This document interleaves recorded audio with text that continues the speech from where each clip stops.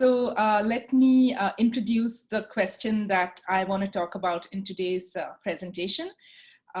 It's really something I got interested in when I saw work being done by Senthil Mullainathan, who's an economist, as well as Eldar Shafir, who's a psychologist. And what they did is really look into scarcity and how do different types of scarcity, whether it be money or time scarcity, how does that influence decision making?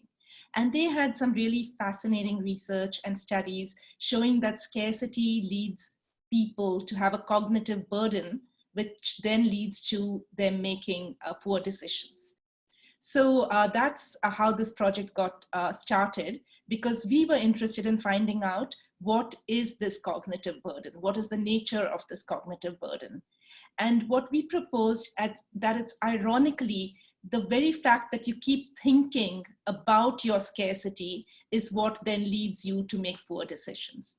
So in other words, ruminating about the causes of your scarcity, whether it's your finances, whether it's your limited time, ruminating on that, thinking about it kind of obsessively is what leads you to then have a cognitive burden and therefore make worse decisions. So let me start by just talking about my co-authors. This work is co-authored with Keith Wilcox, who is a colleague of mine in the marketing division at Columbia Business School, and Rachel Meng, who was a PhD student also at Columbia Business School. So the three of us have been working on this project for many years, and the project is currently under review at a journal. So publication takes a long time. So I'm really pleased to be able to present some of these results and share them with you. So let me jump straight in and talk about the context. So one of the questions we can ask ourselves is, why is it that the poor are overwhelmingly more likely to buy lottery tickets than to save money, for example? So there's a kind of question that a lot of people ask. Why are they more likely to take payday loans? And in this case, you could say it's because of liquidity constraints, that the poor really don't have the money to sustain them from one payday to the next. So they're taking loans and saying they're going to pay it back by the next payday, just to kind of tide them over for that period in which they don't have the income. And sure, that makes sense. Liquidity concerns can explain a lot of these results. But even if you control for that, and people who do have other sources of money, like bank loans or family and friends who can lend them the money, we still find that there are these tendencies to take the payday loans. So a lot of research has looked into these questions, and you could kind of think of three different buckets into which the reasoning has gone. One reason you could say is its external factors. So for example, the prevalence of people giving these high interest rate loans in areas where the poor tend to live is something that makes this source of money salient, which then leads to people taking these kinds of loans. So that's kind of an environmental bucket. A reason for this is because it's the environment that kind of makes you do it. Another kind of reason is it's intrinsic. So it's the kind of person who is not thinking long-term and they're thinking short-term, and that's a reason for this. So that's the intrinsic bucket. And then the third bucket that I already alluded to is this idea of cognitive resources. The fact that because you're juggling so many things when you're poor, whether poor in time, poor in money, you're juggling so many different things. You're trying to make ends meet. And just that leads you to have this cognitive burden. We have limited cognitive capacity, which then leads you to not be able to make the best possible decisions in the long term. So we're going to really focus on this cognitive reason and try to dig deeper into what kind of cognitive burden it is that the poor bear. So this is the book that I talked about, Senthil Mullainathan and Eldar Shafir. And so this idea of scarcity and cognitive burden, I think it's really exemplified very well in one of the studies that Senthil Mullainathan did with some other co-authors. This was published in Science a few years ago. And in this study, it was a field study. So they looked at sugarcane farmers in India. And what they wanted to look at is the same farmer before the harvest, when they're cash poor, And it turns out that actually there is a real scarcity of money just before the harvest among these farmers. And then just after the harvest, when they've got the money from the harvest, so they're cash rich too. Yeah, it's a relative term, but they're richer than they were before. So, so the idea is, let's compare these farmers, the sugarcane farmers in India. I think they had about 450 farmers they looked at.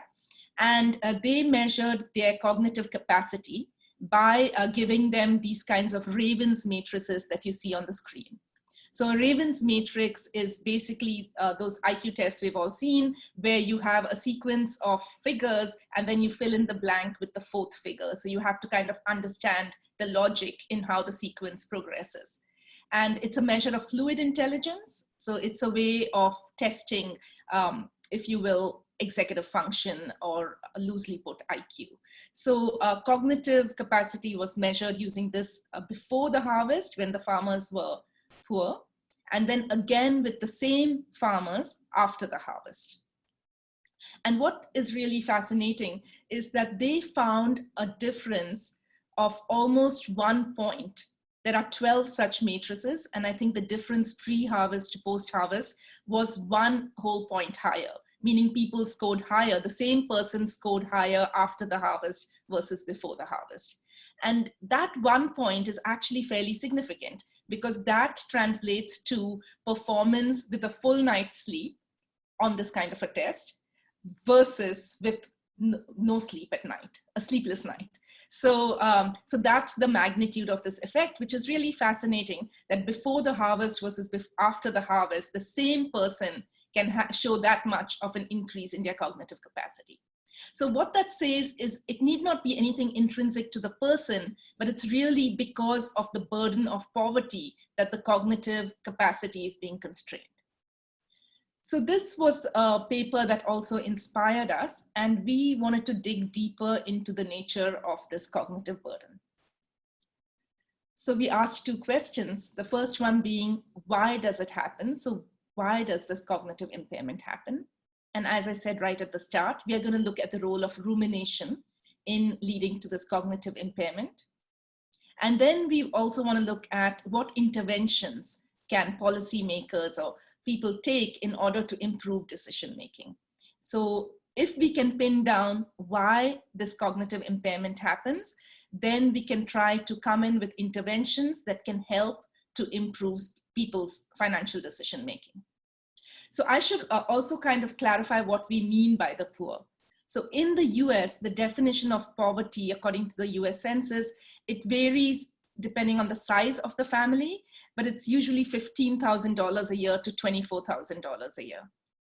What we wanted to study is people who are not necessarily at the extreme of this end of poverty, but we chose a cutoff of $40,000 a year, which is something that other researchers have used and also has some support in the literature as well as in some of the government definitions. So our definition of poverty is below $40,000 a year annual income, and 40% of the US population falls into that group. So it's a fairly significant number of people.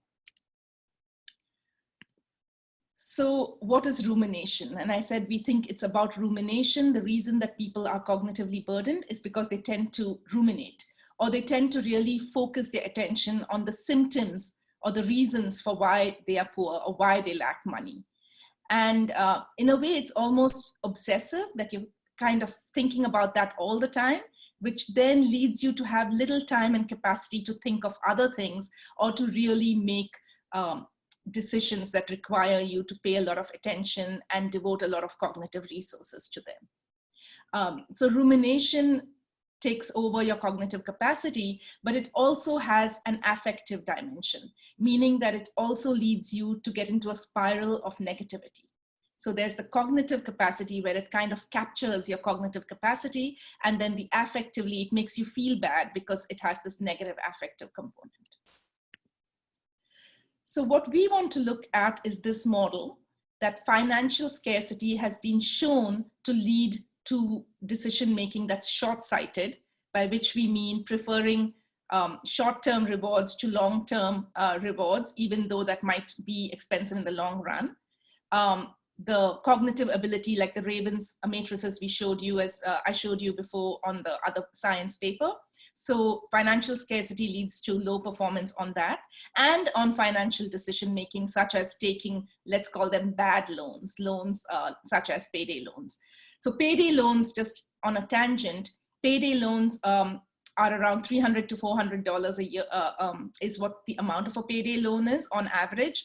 But people who take these loans incur about $400 more in terms of fees, because they end up not being able to pay back these loans. So they end up being a really poor way to finance even short-term liquidity. So our model says that financial scarcity leads to, the greater your scarcity, the greater your rumination on your causes for your scarcity, which then leads to this lower performance on all of these different measures I've talked about.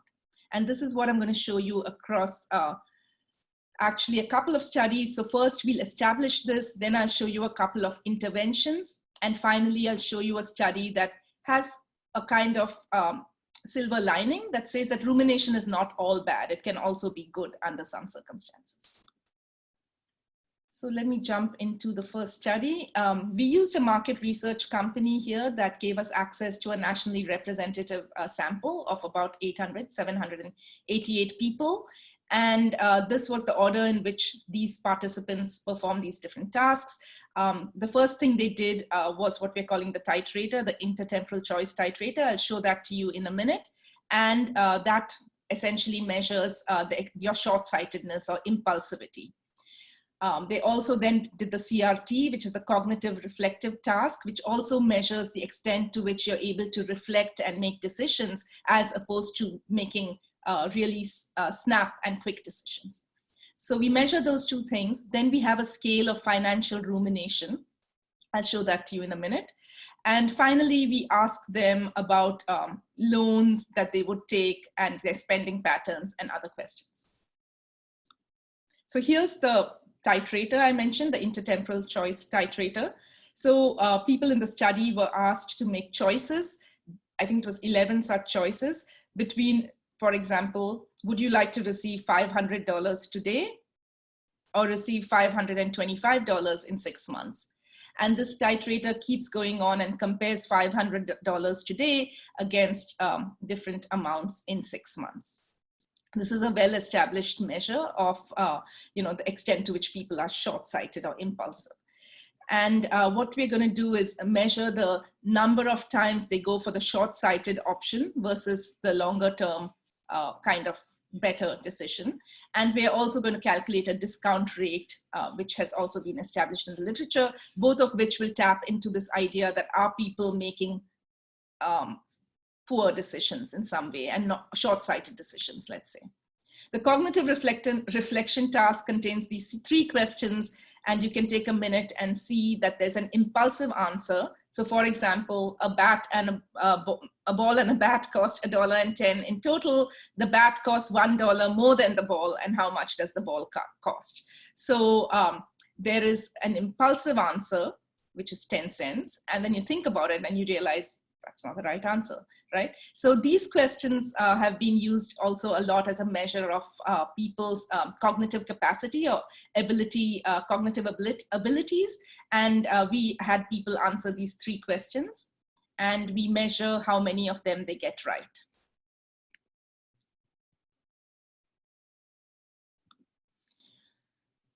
After they did these 2 tasks, the titrator and the cognitive reflection task, they answered a series of questions. This is a 12-item scale on financial rumination, contains items such as, I can't stop thinking about my finances, memories about my finances have limited my enjoyment of life, and so on. And these questions are answered on a scale. I think it was a 1 to 5 scale. And then we asked them questions about loans they've taken out in the past. And you could think of some loans, such as a student loan, being quote unquote good, versus some kinds of loans that are clearly not great, like the payday loan that I just talked about, or an auto title loan, a refund anticipation, and a pawn shop. So based on the literature, we kind of classified different types of loans as either being good in the long term or being bad in the long term. So results.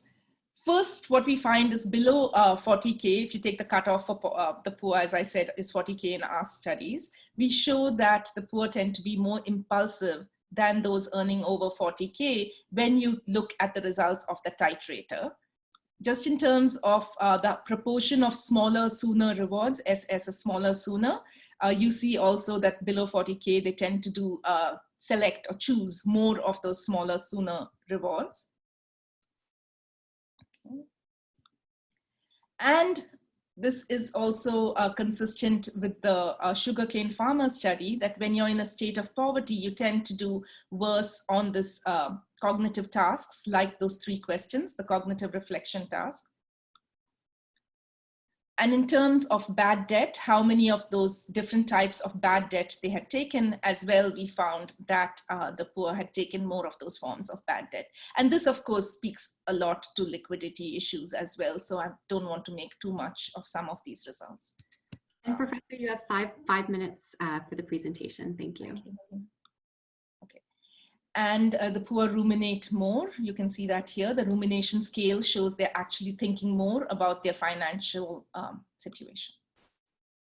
So in other words, this study kind of helps us pin down this model that actually rumination may be the mechanism by which scarcity of financial resources leads to impulsivity, leads to poor cognitive abilities, and leads to making poor financial decisions.